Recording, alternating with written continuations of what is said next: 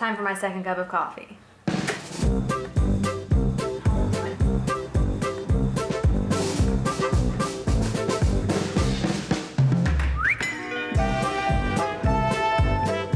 Hello, it's Emily. Welcome back to my channel. This is a summer reading vlog. I'm gonna be vlogging myself reading in the summer.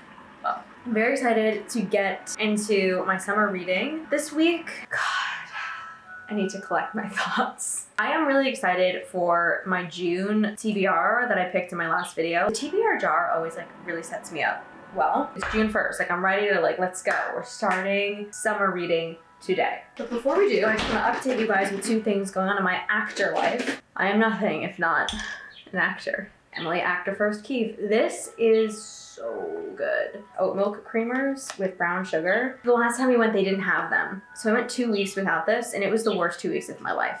Anyway, so acting updates, yes. My film Intermedium, which I'm just an actor in. I didn't do anything else on this project except show up, serve to the camera, and leave. That is me. I lead this movie. It is called Intermedium. It is out currently on YouTube and Google Play. It will be out also on Amazon and Apple TV at some point, maybe by the time I post this video. So I will leave any linkage down below. It is so fun. It's like a teen movie musical. I've talked about this on my channel. I've gone to film festivals in the past year, and it had a theatrical release last month. So now it's coming to streamers, so you guys can watch it if you weren't near any of the film festivals or any of the theaters it was playing at. So check it out. It's really fun. I sing in it, dance a little bit. It's a good time. If you're a fan of Glee, movie musicals, if you ever loved High School Musical or anything like that of that nature, check this out. So that link will be left down below. And then I'm also in the middle of fundraising and entering the pre-production phase of my own film. I've written with my partner Jean-Luc, who's directing it, producing with him. I'm also acting in it. I'm playing the lead. This is called MICROFOCUSING. We're shooting in August, probably the end of August. It's a really personal story about caregiver burnout, inspired by my own life. If you have any inclination to check out the fundraiser, I'll leave it down below, whether it's just donating $5 or $10 or even just sharing it on your social media. Really anything helps. Anything is so appreciated. And you can give us a follow on Instagram at MICROFOCUSING for updates on that. So those are two updates on my acting life. Let's read. I'm gonna give you the summer reading experience. We're gonna go outside and stuff. I have to choose what I want to read. I'm almost feeling like a YA fantasy. Call me crazy, but I read the ACOTAR series last summer for the first time, and also late summer, early fall is when I read the Throne of Glass series. And so I kind of just associate summer with fantasy, which I know is probably a weird association that not a lot of people have. I also just finished Wild Love by Elsie Silver, which I think is a great summer read. A lot of people are 5-star, 4.5 star. This is 3.75 for me. It didn't do it the way that it has for everyone else, but it was good and I would recommend it. It just wasn't absolutely the best romance I've ever read.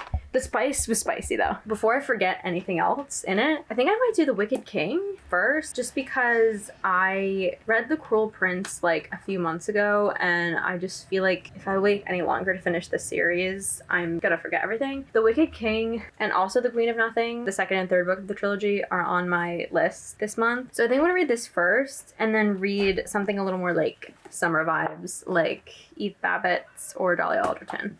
I guess I'm gonna pack up and head to the park now. I love these microfocusing things you made. Yeah, I've been working really hard on the social media for I'm my really film. Proud. You're doing such a great job. I'm trying. Some might say I'm trying too hard.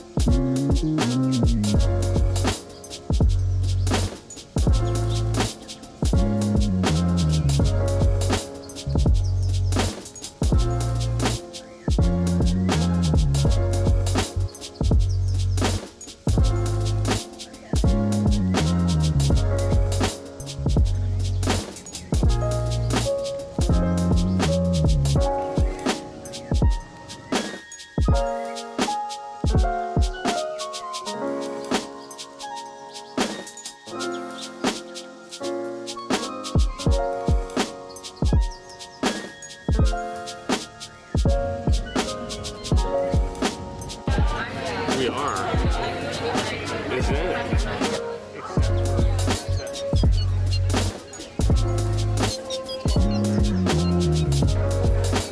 This place is great.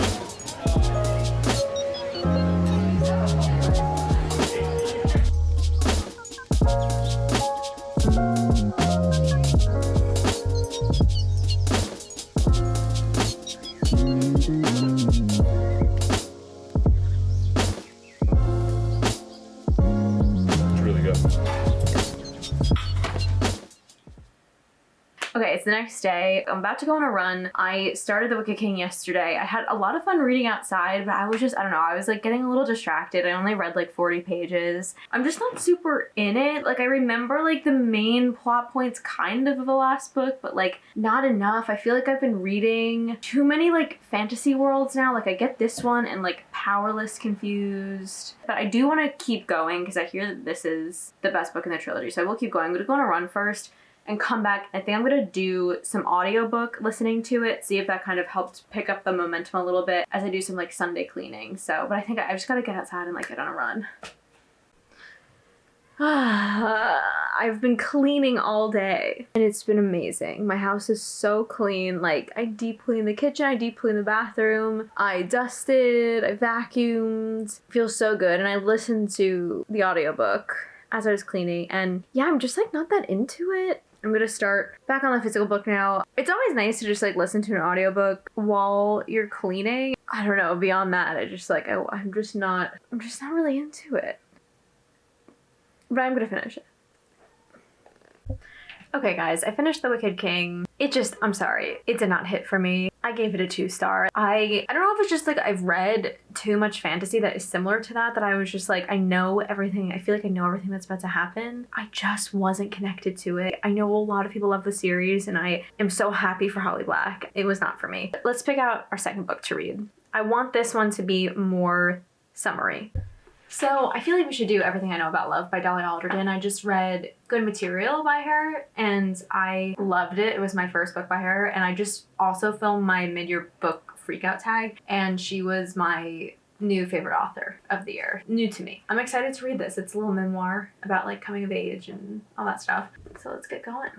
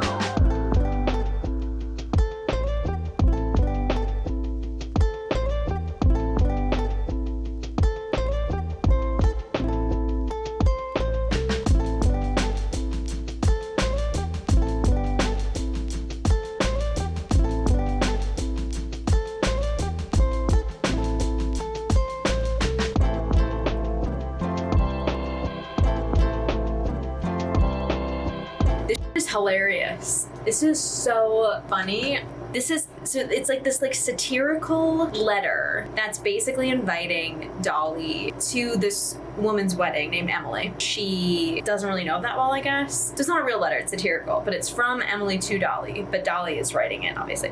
We are aware, Dolly something Alderton, you are single with an income of £30,000 at best, while we have a joint annual earning of £230,000. We also understand that we live in a $700,000 flat, the deposit on which was paid in its entirety by our parents, while you struggle to scrape together £668 every month to pay your rent. So by this logic, we thought it would make sense for you to be the one to give us expensive presents to adorn our already fully furnished home. I've cried, I've laughed. I'm enjoying this book quite a bit. I love her satire on weddings and expectations for attendees. Yeah, I'm really enjoying it. Also, like, her therapist is really aggressive. I just feel very seen. Not by like everything she's gone through, but even if I can't relate directly to like something she's gone through or like a theme in her life, the way that she writes about it and like her train of thought and like how she arrives at certain things and how she thinks about things, I can relate to. I'm probably gonna finish it today.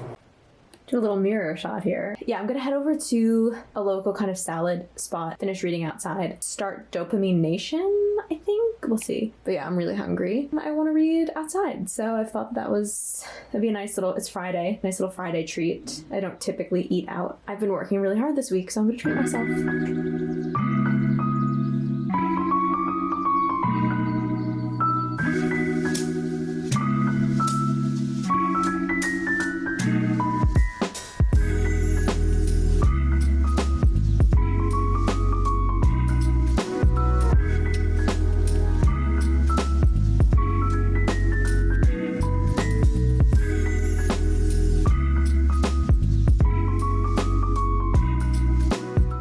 Okay, so I finished Everything I Know About Love by Jelly Alderton. This was a 5-star read for me. This book is perfect if you're in your 20s or you just turned 30. I personally am going to turn 30 in less than 365 days. This was like a perfect book for me. I really just related to so much of her perspective and like her point of view and how her brain works. Not all of it, but a lot of it. It's about growing up, growing older, and learning to navigate friendships, jobs, loss, and romance along the way. I feel like this is a book I want to come back to. There's so many like quotes in it. One quote that I found really beautiful. Life is a wonderful, mesmerizing, magical, fun, silly thing, and humans are astounding. We all know we're going to die, and yet we still live. We shout and curse and care when the full bin bag breaks, yet with every minute that passes, we edge closer to the end. We marvel at a nectarine sunset over the M25. I guess that's a highway in London. Or the smell of a baby's head, or the efficiency of flat pack furniture, even though we know that everyone we love will cease to exist one day. I don't know how we do it. I'm gonna wrap up this vlog now, but I did want to introduce my next read, which is Dopamine Nation. This was also, all 3 of these books were on my TBR video for this month. I guess I could read the inside cover. I'm just really interested in what this book has to say. It's called Dopamine Nation, Finding Balance in the Age of Indulgence. I feel like we all go through phases with this, but I'm definitely in one where I am scrolling on my phone a lot. I'm really trying to change that. I'm just curious to see kind of, I think it goes more into brain function and chemicals and like how what we do every day living in this time period affects our brain chemistry, I guess. It explores the exciting new scientific discoveries that explain why the relentless pursuit of pleasure leads to pain and what to do about it. That just resonates with me so much. The relentless pursuit of pleasure leading to pain. Like, you go on your phone expecting to just get hit with dopamine, and then it's like you get off your phone and you're in a worse place than you were before you got on your phone. But somehow every time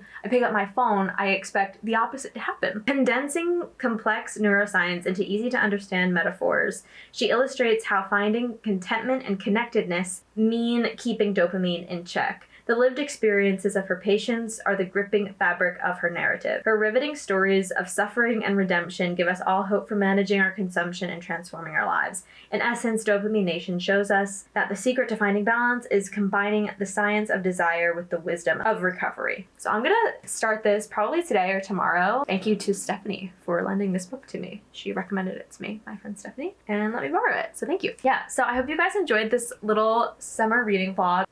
Like, comment, subscribe. But seriously, thank you guys so much. I hope you enjoyed, and I'll see you in the next one. Bye.